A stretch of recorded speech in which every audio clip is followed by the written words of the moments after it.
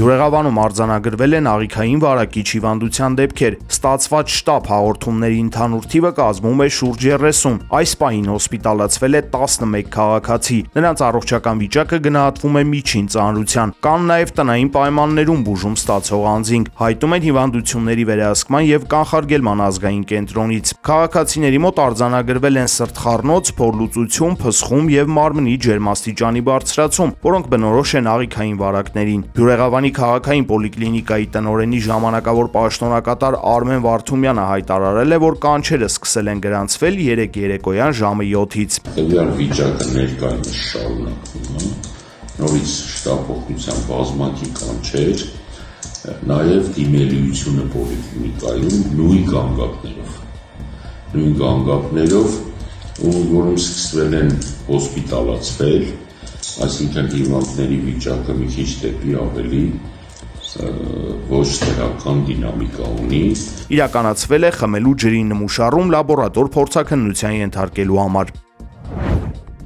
Հայաստանի պաշտպանության նախարար Սուրեն Պապիկյանն ու Վրաստանի պաշտպանության նախարարը քննարկել են տարածաշրջանային անվտանգությանն առնչվող մի շարք հարցեր, ինչպես նաև պաշտպանության բնագավառում երկկողմ համագործակցության ընթացքն ու զարգացման հեռանկարները։ Բոլոր նոր բաժանորդների որոշումը ինչպես նշվեց։ Հեցի ժամանակավոր կառավարիչ Ռոմանոս Պետրոսյանը մանրամասներ է ներկայացրել ընկերության պետականացման գործընթացի ժամկետների եւ կարգի վերաբերյալ։ Ըստ նրա, եթե մինչեւ մայիսի 25-ը սեփականատերերի ներկայացուցիչների հետ բանակցությունների արդյունքում 100% բաժնետոմսերը պետությանը չփոխանցվի, կառավարությունը կճանաչի հանրային գերակաշահ, որից հետո անկախ փորձագիտական կազմակերպությունը կգնահատի ընկերության շուկայական արժեքը, իսկ այդ դեպքում պետությունը ստիպված կլինի սեփականատիրոջը վճարել շուկայական արժեքն ու հավելյալ 15%-ի չափով գումար։ Անդրադառնալով կադրային նշանակումներին եւ իր թիմակիցներին հետցի տարբեր կառույցներում պաշտոնների նշանակելու քննադատությանը, Ռոմանոս Պետրոսյանը դա բնական գործընթաց է համարել։ Այն պաշտոններում, որոնք ենթադրում են հայեցողություն, որոնք պահանջում են նաեւ անձնական վստահություն եւ թիմայնություն, այդ պաշտոնները բնականաբար նշանակվել են իմ թիմակիցները, ում հետ որ ես ճանապարհ եմ անցել, անցնում եմ եւ անցնելու եմ։ Դրանում ոչինչ չկա զարմանալու։ Ռուսաստանում շարունակում են ակտիվորեն քննարկել Հայաստանի Եվրամիության հետ հնարավոր մերձեցման տնտեսական եւ քաղաքական հետևանքները։ Ռուսաստանի անվտանգության խորհրդի փոխքարտուղար Ալեքսեյ Շևցովի խոսքով այդ քայլը կարող է հանգեցնել Հայաստանի համախառն ներքին արդյունքի շուրջ 23%-ի կորստի։ Շևցովի փոխանցմամբ կանխատեսվում է նաեւ աշխատաշուկայի կրճատում 15%-ի չափով, գնաճի աճ 22.6%-ով եւ ներքին սպառման ավելի քան 20% անկում, ներկայիս մակարդակի համեմատ։ Ռուսաստանցի պաշտոնյան հավելել է, որ էներգակիրների, մասնավորապես բնական գազի գների սպասվող աճը կհանգեցնի հանրապետությունում կենսամակարդակի զգալի վատթարացման։ Անդրադառնալով հարավկովկասյան երկաթուղու շուրջ ստեղծված իրավիճակին եւ կոնցենսիոն պայմանագրի հնարավոր փոխանցմանը, Շևցովը մատնանշել այն հսկայական ծախսերը, որոնց կբախվեն նոր սեփականատերերը։ Խոսքը տարեկան $40 միլիոն շահագործման ծախսերի եւ ենթակառուցվածքների վերականգնման համար անհրաժեշտ $100 միլիոն ներդրումների մասին է։ Ներառյալ Իջևանի ավերված հատվածի եւ Վանաձոր Ֆիոլետովո գծի շինարարությունը։ Ռուսաստանի Դաշնության անվտանգության խորհրդի ներկայացուցիչը ընդգծել է, որ բեռնափոխադրումների աճի ներուժը ակնհայտ չէ, իսկ ԵԱՏՄ-ից դուրս գալու դեպքում դրանց ծավալները երաշխավորված կերպով կկրճատվեն։ Բացարձակ հաղթանակի է գնում ուժեղ Հայաստան կուսակցությունը մեծ տուփով այսօր իրենց փաստաթղթերը կենտրոնական ընտրական հանձնաժողով է ներկայացրել կուսակցության անդամները։ Ուժեղ Հայաստանը 4 ուժերից մեկն է, որը արդեն ներկայացրել է փաստաթղթերը։ Սամվել Կարապետյանի ուժից բացի հանձնաժողով են փաստաթղթերը ներկայացրել Բարգավաճ Հայաստանը, Շնորհապետականը, Իշխող քաղաքացիական պայմանագիրը եւ Բոլորին դեմ եմ։ Հանձնաժողովի մամուլի քարտուղարը հայտնել է, որ 23 քաղաքական ուժ արդեն դիմել էլեկտրոնային օգտահաշիվներ բացելու համար, սակայն սա չի նշանակում, որ 23 քաղաքական ուժ է մասնակցելու ընտրություններին։ Յուրաքանչյուր կուսակցություն կամ դաշինք, եթե ցանկանում է մասնակցել ընտրություններին, ինքը պարտադիր պետք է դիմի կենտրոնական ընտրական հանձնաժողովին օգտահաշիվ ստանալու համար, որպեսզի կարողանան հետագայում իրենց ընտրական ցուցակները նաև ներբեռնեն այդտեղ։ Այս պահին մենք ունենք 23 հայտ, բայց խնդրում եմ նաև ֆիքսել, որ դա ամենևին չի նշանակում, որ մենք այդքան ունենալու ենք նաև առաջադրում, որովհետև օգտահաշիվ ունենալը դեռևս չի նշանակում դիմել առաջադրման համար։ Օրենսդրական որևէ գործիքակազմ այլևս չկա, որ ուժեղ Հայաստանին չգրանցեն, վստահ է կուսակցության ընտրացուցակի երկրորդ համար Արամ Վարդեբանյանը։ Իրավական առումով ունեմ եւ ունենք 0 մտահոգություն։ 0։ Ինչի համար, քանի որ իրավական, օրենսդրական որևէ մի գործիքակազմ չկա խոչընդոտ առաջացնելու համար։ Կարող ենք հայտնել նաև, որ գործընկերների հետ միասին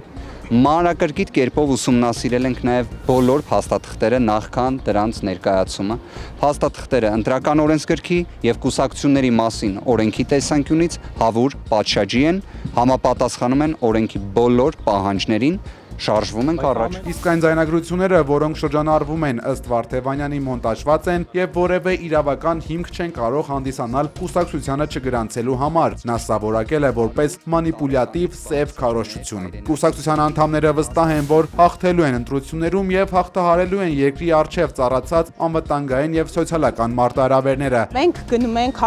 հաղթարշավի եւ գնում ենք բացարձակ մեծամասնական հաղթանակի երկու։ Մենք գնում ենք, որպեսզի մեր հասարակության, մեր ժողովրդի ծանր սոցիալական վիճակը, անվտանգային լրջագույն մարտահրավերները ու այն փոփոխությունների պահանջները, որ վրա են հասել, ի վերջո կյանքի կոչվեն ու հայ ժողովուրդը կարողանա ապրել ուժեղ Հայաստանում, ուժեղ առաջնորդի ղեկավարությամբ։ Քաղաքական ուժերն ունեն եւս մեկ օր, մինչև վաղը հայտերը վերջնականացնելու համար, որից հետո մայիսի 8-ին կսկսվի գրանցված կուսակցությունների նախընտրական քարոզարշավը։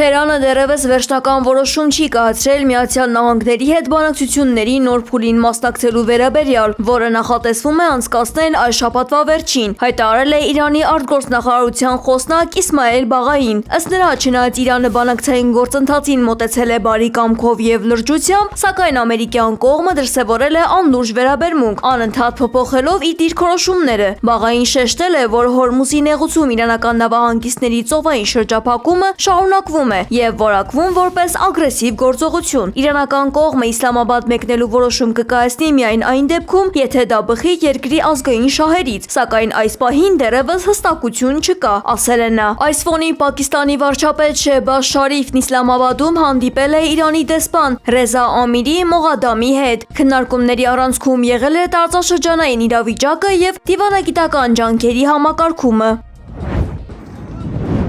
Իսրայելի զինված ուժերը ձերբակալել են Լիբանանի բանակի զինծառայող Պատրիկ Անդրանիկ Բաքարյանին, հայտնել են լրատվամիջոցները։ Շրջանավող տեղեկությունների համաձայն նա գնացել էր ընկերուհուն տեսակցելու։ Ռազմական աղբյուրները հայտնել են, որ զինծառայողը 3 օր էր, ինչ համարվում էր անհետ կորած, եւ այժմ նրա հետ տեղի ունեցածի հանգամանքները պարզելու համար իրականացվում է հետաքննություն։ Միջոցներ են ձեռնարկվում Բաքարյանին հնարավորինս շուտ ազատ արձակելու ուղղությամբ։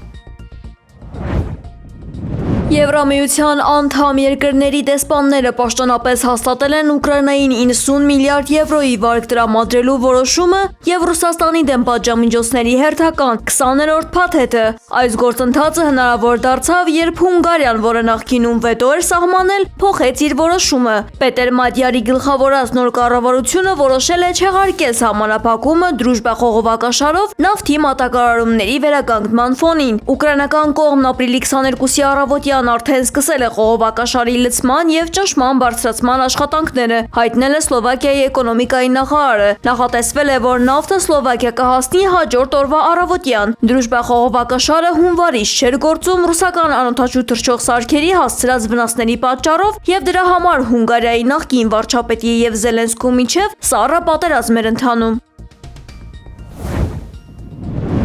Սանկտ Պետերբուրգում մեքենան հարվածել է ցանկապատին եւ ընկել օբվոտնի ջրանցքը։ Մինչ այդ վրաերթի է ենթարկել լուսացույցի մոտ կանգնած հետիոտնին։ Վարորդը եւ հետիոտնը տեղափոխվել են հիվանդանոց։ Մեքենայի վարորդը ավելի ուշ հայտնել է, որ ղեկին ուշագնաց է եղել։